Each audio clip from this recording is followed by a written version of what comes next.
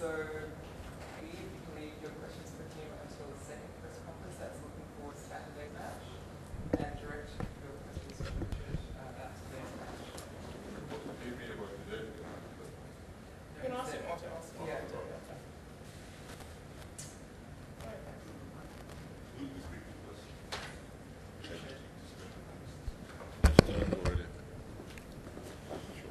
There we go. Just remember to raise your hand. What was the like tonight in terms of the surface? Again, it looked a bit quicker today.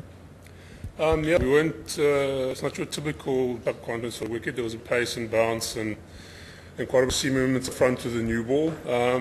But later on, it actually became very nice to bat on with a pace wicket. Richard, you think this is a perfect start that South Africa are looking for?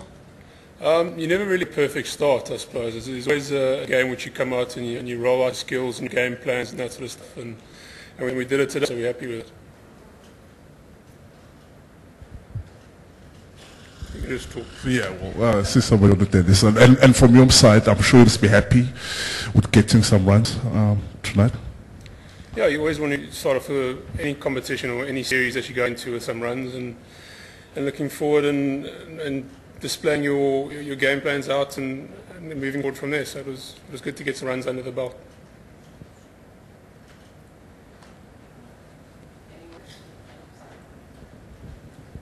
And was there any predetermined decision to field first even if you win the toss? I think in a 20-over game, it's not really going to change that much. So regardless of what you do, you just got to execute your skills right and put up the game plans that you want to do. Richard, coming into the game, obviously the runs weren't there. I mean, at any stage were you feeling, were you second guessing your game? At any stage? I think as soon as you start doing that, you're going to go backwards. You've also got to look forward and remember what you've done in the past that got you to the position that you're in at the moment. So to go out there doubting yourself is the wrong way to look at it. Any final questions for Richard? Okay, so now it's one group.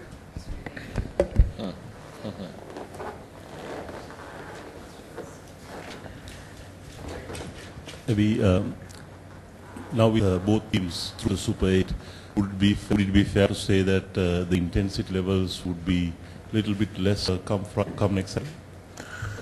I think so. Look, we just we're in the beginning stages of a very, very big event, a big tournament that we really want to win, and you got to play really well in every game and improve in every game. So we'll come out here with a lot of energy and try and improve in areas we didn't play well tonight. I think we played 100%. Yesterday. I don't think we played at 100%. We're almost there, but we've got a lot of work to do. Look, we know we're not a perfect team. We've got a lot to work on. So coming in Sri Lanka, we obviously they're the home team. We're probably the underdogs, but we'll come out here and try and gain more momentum out of the game. Maybe did this game tell you a bit about the kind of combination that you'd like to settle into for the next game? Sorry, say that again? Did this game tell you a bit about the kind of combination that you want to settle down in going into the... Yeah, look, we assessed conditions really well tonight. I think Mornay and Dale started really well for us. They really assessed the week well and used the pace and the sea movement we had up front well, they set a standard for the whole team to follow. Exactly what you expect from your two opening bowlers, two of the bowlers that are probably close to the best at what they do. So I'm very chuffed with the way they started and set the standard for the rest to follow. Maybe were you surprised by the amount of bounce and sea movement there was? A little bit. I was expecting it to bounce a little bit, not as much as it did. But once again, the guys hit it with a lot of intensity, with a lot of energy. Even Jakes, when he came on and Abby, they all really hit the straps well, asked questions consistently, and the pressure was just too much opposition on the net. Can you just speak about Jacques? I mean, everybody says he's going on in age, but he still comes there and delivers bounces and gets guys caught on the leg side and things like that. Yeah, he's an amazing player of a kind, obviously. I have no idea how he keeps doing that. We all amazed, and I'm pretty jealous of what he gets right at his old age. I can't see myself playing for that long, but we're very chuffed to have him in our team. He's a wonderful performer and has been for many years. It's great to have that kind of experience here at an event like this, and hopefully his experience will come through and take us deep into the tournament. Maybe probably you would have watched Sri Lanka play Zimbabwe, and then you played Zimbabwe today.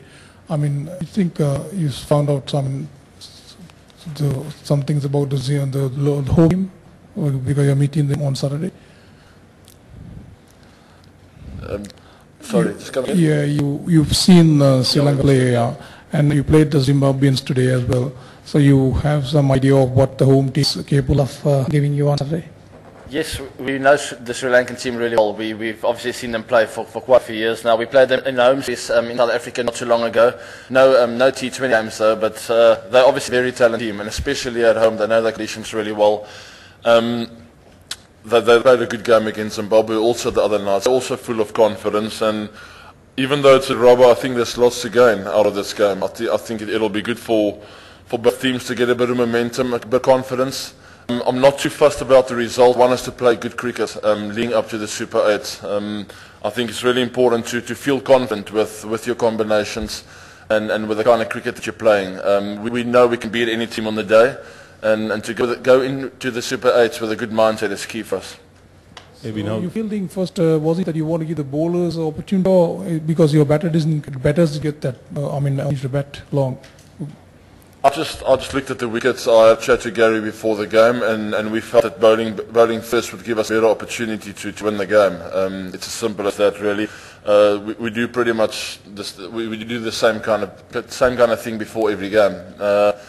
We felt like we could get a bit out of the wicket early on and take wickets, and that's what happened. Dale and Mornay picked up a few early on for us, and Jackson and the rest of the guys followed through nicely. So that's exactly what I decided to bowl first. Maybe now that you have qualified for the Super 8, would you be sort of encouraged to try out a different combination for the next game against Sri Lanka? We might have a look at that. We haven't discussed it yet. It's still early. We'll have a look at it tomorrow. I'm pretty happy with how the team looks, with the combination we tried out tonight, and maybe give one or two other guys a run. But once again, like I said before, we want to win the game. We have to pick up momentum and a lot of confidence out of the Sri Lankan game. If we can beat the home team in their own conditions, it'll really mean a lot for us. And so we'll come out here to win the game. Maybe just in terms of the structure of the tournament. You win 1-1, and it becomes a dead rubber. Do you think that it's healthy for the tournament to have dead games this early in the competition? Look, I don't think it was meant to pan out in that way. We all know Zimbabwe is a very dangerous team on the day. They didn't have the best tournament, and that's just how it worked out. So, dead rubber is obviously not ideal, but once again, it's only one game, and then there are quite a few to come after that. There's lots of game for us in this game. We want to build a bit of momentum going into the Super 8. So we're very thankful for that, actually, and I think there is a bit of room for that. It'll still be an entertaining and exciting T20 game, that's for sure. Maybe Sorry, we'll just take the last 3 questions.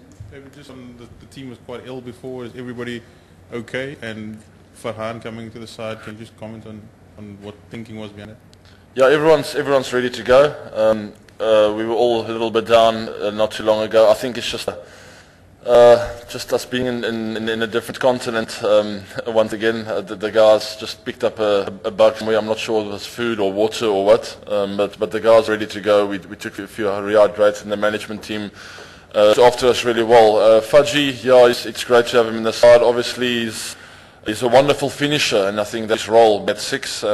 That's what we'll be looking to do. He played a warm game against New Zealand, had a wonderful lost 2 overs there. Seen him win games in domestic level time and time again at the end of the innings, and that'll be his role in this tournament. So we know what he's capable, and it's very exciting to have him there in a finishing role.